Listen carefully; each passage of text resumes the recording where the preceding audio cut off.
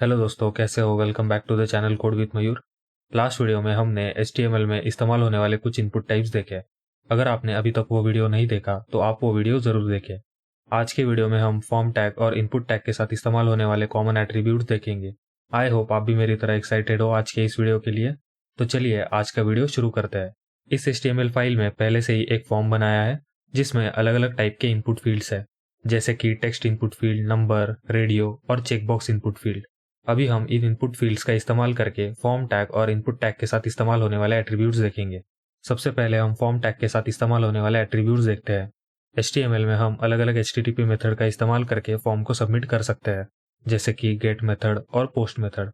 अभी हम form tag के साथ ये मेथड्स कैसे इस्तेमाल करते हैं वो देखेंगे। फॉर्म टैग में मेथड एट्रीब्यूट का इस्तेमाल करके हम फॉर्म सबमिट होने के मेथड को लिख सकते हैं। अभी हम गेट मेथड को डिटेल में देखते हैं। गेट मेथड फॉर्म सबमिट होने के बाद फॉर्म डेटा को URL में भेजता है। गेट मेथड फाइल के नाम के बाद क्वेश्चन मार्क ऐड करके फॉर्म डेटा को URL में भेजता है। अगर फॉर्म मल्टीपल फील्ड से बना है तो हर एक फील्ड की वैल्यू URL में एम्परसेंड यानी कि एंड सिंबल से सेपरेटेड होती है। गेट मेथड फॉर्म वैल्यूज को URL में ऐड करता है, इसलिए हम गेट मेथड सेंसिटिव डेटा के साथ इस्तेमाल नहीं करते। इसे एग्जाम्पल के जरिए समझते हैं। इस फॉर्म टैग में मेथड इक्वल टू गेट ये लिख देते हैं। अभी अगर हम ब्राउजर में फर्स्ट नेम इस फील्ड में टोनी ये वैल्यू लिख के फॉर्म सबमिट करते हैं तो हम फॉर्म डेटा को URL में देख सकते हैं। इस लिंक को यहाँ पे कॉपी पेस्ट कर लेते हैं। अभी अगर हम इस लिंक को देखेंगे तो फाइल नेम के बाद क्वेश्चन मार्क दिख रहा है और फॉर्म में जितने भी फील्ड्स है उनकी वैल्यू एंड सिंबल से सेपरेटेड है। फॉर्म सबमिट होने के बाद फॉर्म फील्ड्स की वैल्यू इनपुट टाइप का नाम जो हम नेम एट्रीब्यूट में देते हैं उसके साथ सबमिट होती है, जैसे कि first name equal to Tony और कंट्री इक्वल टू US। इस तरह से हम HTML में गेट मेथड का इस्तेमाल करके फॉर्म को सबमिट कर सकते हैं। अभी हम पोस्ट मेथड को डिटेल में देखते हैं। पोस्ट मेथड फॉर्म सबमिट होने के बाद फॉर्म डेटा को रिक्वेस्ट बॉडी में भेजता है। इसे एग्जाम्पल के जरिए समझते हैं। इस फॉर्म टैग में मेथड इक्वल टू पोस्ट ये लिख देते हैं। अभी अगर हम ब्राउजर में फर्स्ट नेम इस फील्ड में टोनी ये वैल्यू लिख के फॉर्म सबमिट करते हैं तो फॉर्म डेटा URL में नहीं दिख रहा। पोस्ट मेथड फॉर्म डेटा को रिक्वेस्ट बॉडी में भेजता है। अगर हमें रिक्वेस्ट बॉडी देखनी है तो इंस्पेक्ट ऑप्शन पे क्लिक करके हमें नेटवर्क टैब को ओपन करना है। अभी अगर हम इस फॉर्म को फिर से सबमिट करेंगे तो यहाँ पे एक रिक्वेस्ट दिख रही है। हमें इस रिक्वेस्ट पे क्लिक करना है। रिक्वेस्ट पे क्लिक करने के बाद हमें पेलोड पे क्लिक करना है। पेलोड सेक्शन में हम फॉर्म फील्ड्स को उनके वैल्यू के साथ देख सकते हैं। पोस्ट मेथड फॉर्म वैल्यूज को रिक्वेस्ट बॉडी में ऐड करता है, इसलिए हम पोस्ट मेथड सेंसिटिव डेटा के साथ इस्तेमाल करते हैं। इस तरह से हम HTML में पोस्ट मेथड का इस्तेमाल करके फॉर्म को सबमिट कर सकते हैं। इस तरह से हम HTML में मेथड एट्रीब्यूट का इस्तेमाल करके फॉर्म को गेट और पोस्ट मेथड से सबमिट कर सकते हैं। अभी हम फॉर्म टैग का एक्शन एट्रीब्यूट देखते हैं। जब भी हम HTML में फॉर्म सबमिट करते हैं तो हम फॉर्म डेटा सर्वर को प्रोसेस करने भेजते हैं। अगर हमें फॉर्म डेटा सर्वर को भेजना है तो वो हम एक्शन एट्रीब्यूट का इस्तेमाल करके कर सकते हैं। जब भी हम फॉर्म सबमिट करते हैं, एक्शन एट्रीब्यूट में जो भी URL लिखी होती है उस URL पे फॉर्म सबमिट हो जाता है। अगर हम HTML फॉर्म में एक्शन एट्रीब्यूट नहीं लिखते तो फॉर्म सेम HTML फाइल को एज एक्शन ट्रीट करता है। मान लो अगर हम PHP में बैकएंड बना रहे हैं और register.php ये सर्वर फाइल का नाम है जहाँ पे हमें ये फॉर्म सबमिट करना है, तो फॉर्म टैग में एक्शन इक्वल टू register.php ये लिख देता है।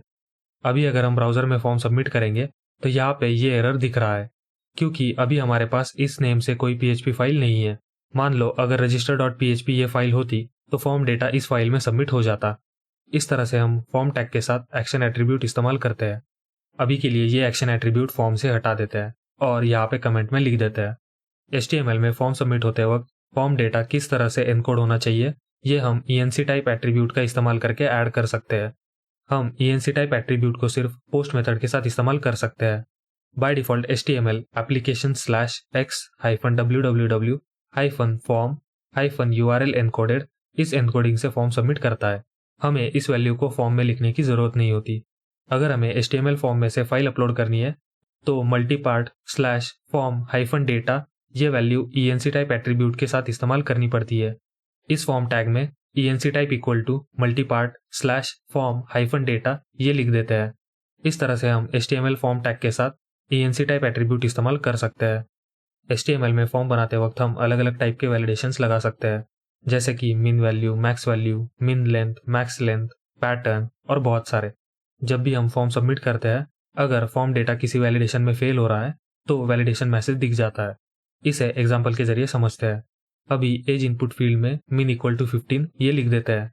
और ब्राउजर में एज इनपुट फील्ड में 10 ये वैल्यू लिख के फॉर्म सबमिट करने का ट्राई करते हैं। फॉर्म सबमिट करते ही वैलिडेशन मैसेज दिख रहा है। मान लो अगर हमें किसी रीजन से इस फॉर्म में जितने भी वैलिडेशंस है वो बंद करने हैं बिना कुछ चेंज किए, तो वो हम नो वैलिडेट एट्रीब्यूट का इस्तेमाल करके कर सकते हैं।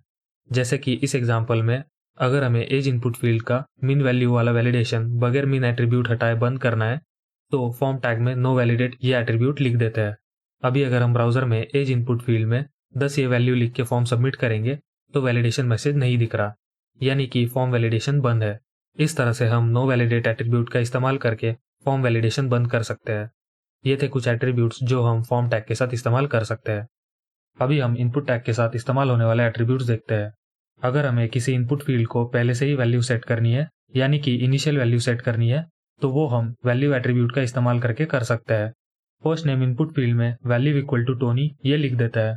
अभी अगर हम ब्राउजर में देखेंगे तो फर्स्ट नेम इनपुट फील्ड में पहले से ही टोनी ये टेक्स्ट दिख रहा है।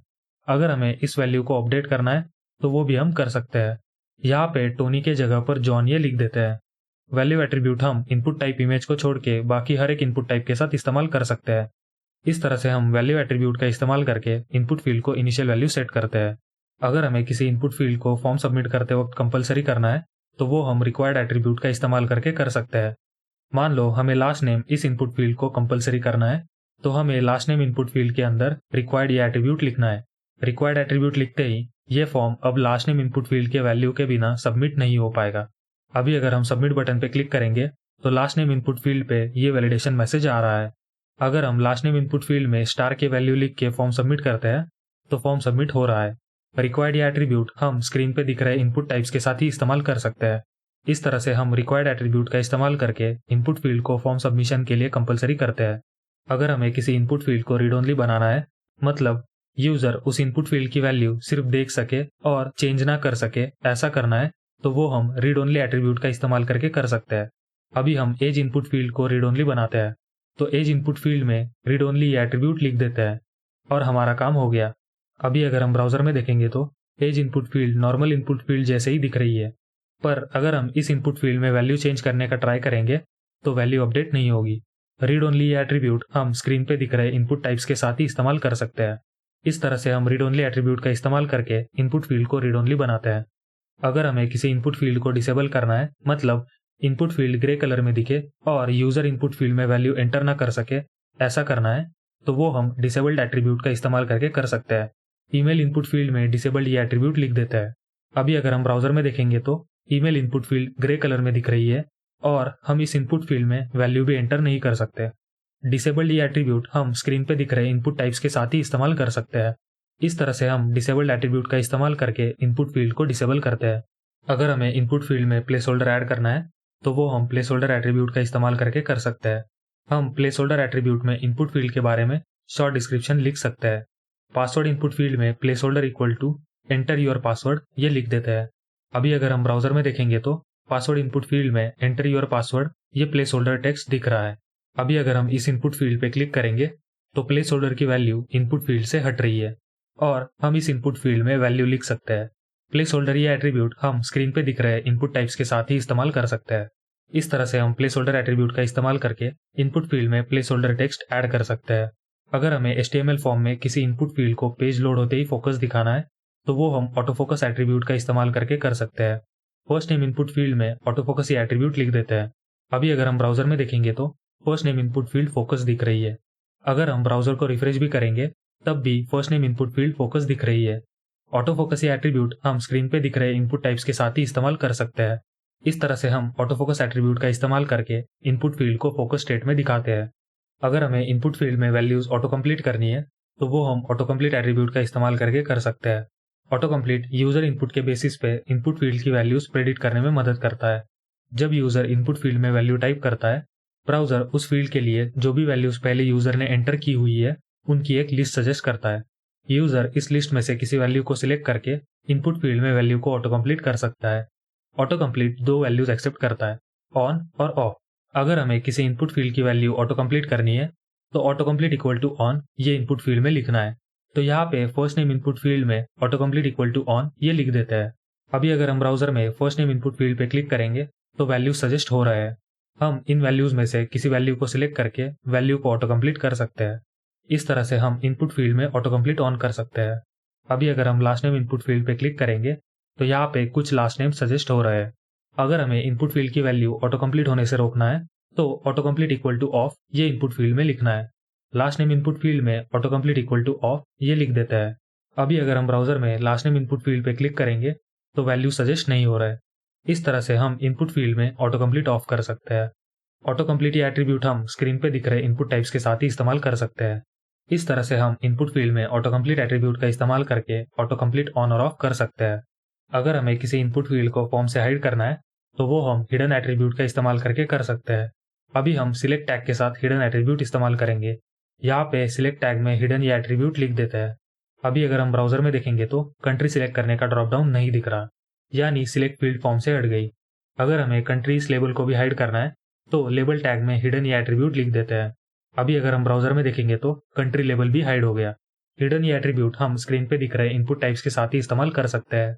इस तरह से हम हिडन एट्रीब्यूट का इस्तेमाल करके इनपुट फील्ड्स को हाइड करते हैं। ये थे कुछ एट्रीब्यूट्स जो हम इनपुट टैग के साथ इस्तेमाल कर सकते हैं। इस वीडियो में हमने फॉर्म टैग और इनपुट टैग के साथ इस्तेमाल होने वाले बहुत सारे एट्रीब्यूट्स देखे। फॉर्म टैग के साथ मेथड, एक्शन, ENC टाइप और नो वैलिडेट एट्रीब्यूट, और इनपुट टैग के साथ value, required, read only, disabled, place holder, auto focus, auto complete और हिडन एट्रीब्यूट। आई होप आपको ये सारे एट्रीब्यूट समझ आए होंगे। तो चलिए दोस्तों, आज के इस वीडियो के लिए इतना ही। आशा है आपको वीडियो अच्छी लगी हो। वीडियो अच्छी लगी हो तो लाइक करना मत भूलना। कुछ फीडबैक हो तो कमेंट में जरूर बताना, और इस चैनल पे नए हो तो सब्सक्राइब जरूर करना और बेल नोटिफिकेशन को भी ऑन कर देना, जिससे चैनल की हर एक अपडेट आपको मिलती रहे। चलिए दोस्तों, मिलते हैं अगले वीडियो में। तब तक keep coding and stay safe.